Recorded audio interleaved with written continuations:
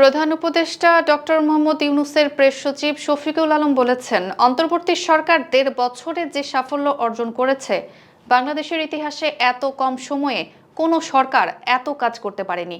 মঙ্গলবার নিজের verified Facebook অ্যাকাউন্টে তিনি এই মন্তব্য করেন। তিনি লিখেছেন, নাম বাদ দিলে অনেকেই এই সরকারকে দুর্বল কাঠামোর এনজিও স্টাইল প্রশাসন হিসেবে দেখেছেন।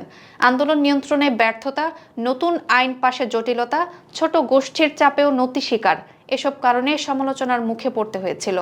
এমনকি পুলিশ প্রশাসনের নিষ্ক্রিয়তা নিয়েও অভিযোগ ছিল। তবে তার দাবি, এই সমালোচনা বাস্তবতার সঙ্গে মেলে না। প্রেস সচিব বলেন, ১.৫ বছরে সরকার যে লক্ষ্যগুলো অর্জন করেছে সেগুলো রাজনৈতিক ও প্রশাসনিক গুরুত্ব অত্যন্ত বড়। তিনি উল্লেখ করেন, বিপ্লব পরবর্তী প্রতিশোধমূলক সহিংসতা বন্ধ হওয়া, দেশে স্থিতিশীলতা ফিরে আসা এবং কোনো লবিং ফার্ম ছাড়া যুক্তরাষ্ট্রের সঙ্গে শুল্ক চুক্তিতে অগ্রগতি। তিনি আরও জানান, ১৫ মাসে রেকর্ড সংখ্যক আইন পাশ হয়েছে এবং সুপ্রিম কোর্ট নিম্ন আদালতের ওপর নিয়ন্ত্রণ প্রতিষ্ঠা করতে পেরেছে। একই সঙ্গে লালদিয়া টার্মিনালে ইউরোপীয় বিনিয়োগকে তিনি দেশের ইতিহাসে সবচেয়ে বড় অগ্রগতি হিসেবে উল্লেখ করেন। অর্থনীতি পুনরায় স্থিতিশীল হয়েছে, খাদ্যস্ফীতি ১৪ থেকে কমে ৭% নেমেছে, ব্যাংক খাতের লুটপাট কমেছে এবং টাকা স্থিতিশীল হয়েছে।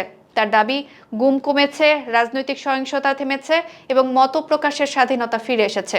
শেষে তিনি লিখেন, এই ১.৫ বছরে নেওয়া পদক্ষেপগুলো ভবিষ্যৎ প্রশাসনের জন্য একটি নতুন মানদণ্ড তৈরি করেছে।